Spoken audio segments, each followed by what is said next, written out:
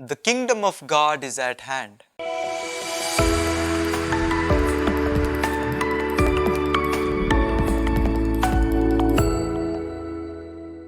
My dear brothers and sisters in Jesus Christ, today's gospel invites us to see Jesus sending his disciples for a mission, charging them with the office of the apostles.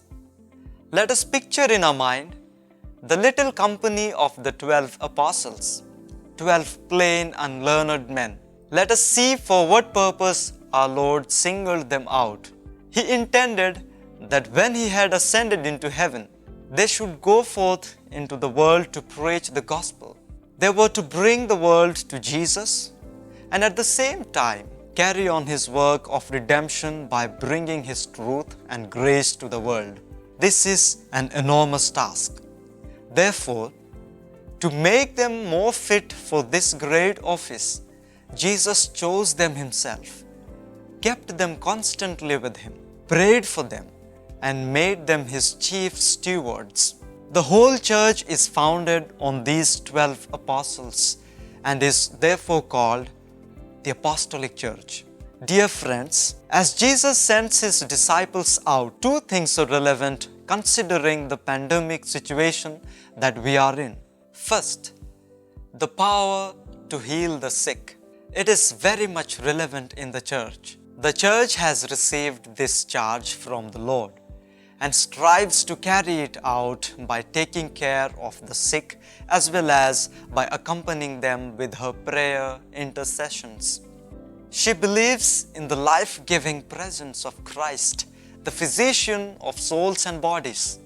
This presence is particularly active through the sacraments and in an altogether special way through the Eucharist, the bread that gives eternal life. Secondly, Jesus also asks the disciples to bless the house they enter by saying, "Peace be to this house." What kind of peace is that? The greeting of peace here is more than the customary Jewish greeting. It is the eternal peace, the peace of God, the perfect harmony between God and man and among humans. This peace stays with the deserving and leaves the undeserving who rejects it. By rejecting the Prince of Peace, they exclude themselves from the kingdom of God.